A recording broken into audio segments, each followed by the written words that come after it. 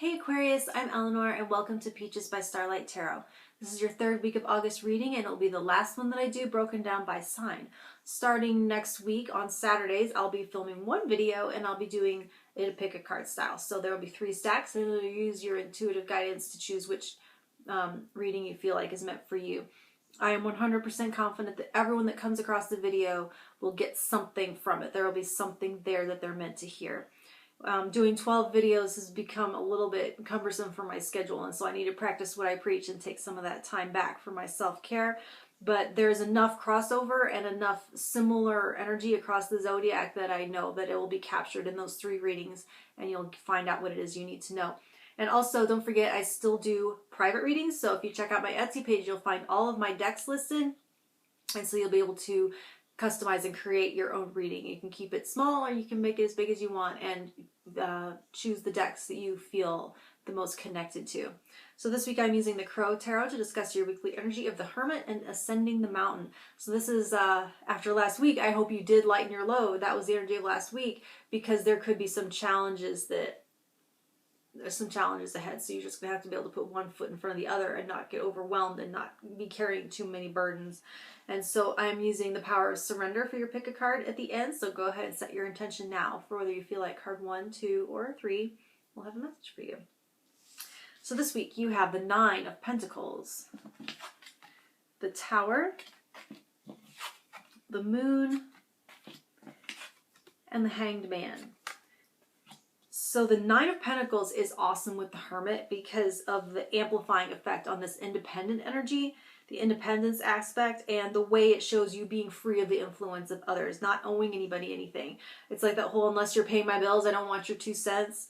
That's the 9 of Pentacles. You're able to take care of yourself. You're paying your own bills, and so the Hermit is free to retreat into himself to find and search for truth. So here's the thing about being in charge of yourself, though, and being independent, and being your own boss and being your own. You get used to doing things for yourself and you become proactive and learn to take action in the moment, to take the lead and not to wait for someone else to swoop in and to deal with stuff for you. So when a situation right here, when a situation arises that may trigger that impulse to take action, to save the day, to keep things from getting worse, that you can't actually control and that you are forced to wait until it blows over to assess after the fact, that will be that feeling of ascending the mountain, one foot in front of the other. With these 3 energies, it's going to be waiting, being patient as the situation plays out. It's those moments of non-action that are going to be more challenging than actually taking action. So the energy projected from yourself, from your subconscious, that's what's going to make it, it's going to make it heavier than necessary. So be mindful of what deep fears this triggers and what that trigger is wired to, and make the plans that you need to make. Make peace with that worst case scenario, that semper paratus, that kind of like what they do in cognitive behavioral therapy, where you ask the questions all the way back to get to the root fear, the real problem, and address that. And that will help to, once you're at Z, you don't have all those letters in between steps creating anxiety and confusion and needing to be dealt with. That the situation itself seems worse because of that triggering that worst case scenario fear. And when you can address that, you can address that more easily than whatever that tower is referring to.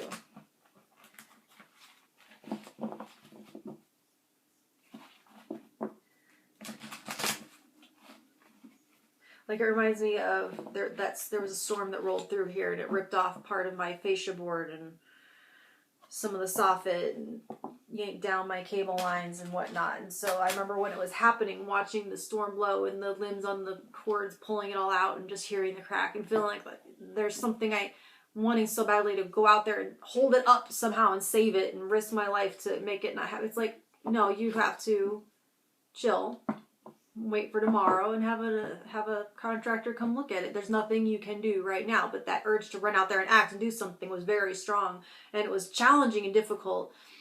to realize I couldn't do anything. But what I could do is address what's the root fear. The root fear is being fined by the city for not taking care of it soon enough, which would not happen while the storm's happening, or the next day even, or that my house is gonna fall down because the gutter's a little bit pulled away. So it's like addressing those things was what I needed to do with that hangman energy versus run out, get struck by lightning, handling my cable wire or whatever. So this is just kind of a visual, for instance, of what they're talking about. So let me tune into Aquarius. Ready to speak already.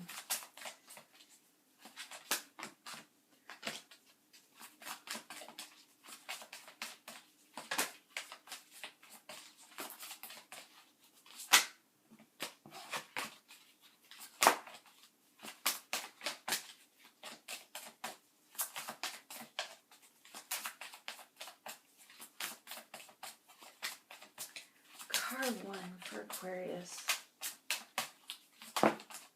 Surrender defensiveness. Defensiveness is a sign of weakness. To communicate in a more empowered way, stay centered and hear someone out, then offer a clear, non-defensive response. So in that case, that waiting might be where you have to wait for them to finish speaking. You have to control that impulse to go off and to spout off and pop off at them. And to check in with what that's triggering in you, what fear that's triggering with you, so that you can address it in yourself, come lay down those defenses, and then address, like it says, in a non-defensive response. But that takes patience, and it takes not saying the first angry thing that comes to your mind. Or feeling like that defensiveness comes from feeling attacked, and that's where you need to go into that shadow, and go into that moon, and say, why do I feel attacked by this? And am I really? Or is it something in them that's triggering them to say that? Most likely.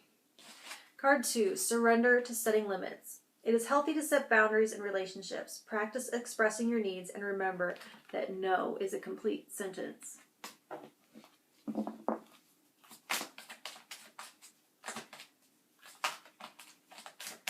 So that's going to be where that Nine of Pentacles and Hermit comes in. There's going to be a need to set boundaries around other people trying to influence. Like, just like it says, unless you're paying my bills, I don't need your 2 cents.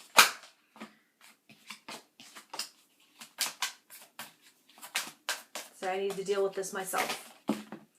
Card 3, surrender to success. You are ready to experience abundance. Don't look back at previous roadblocks or difficulties. Leap into an exciting new world of possibilities. Alright, Aquarius, like, share, and subscribe, and all that good stuff. I'll return in a week with a pick a card. Thank you.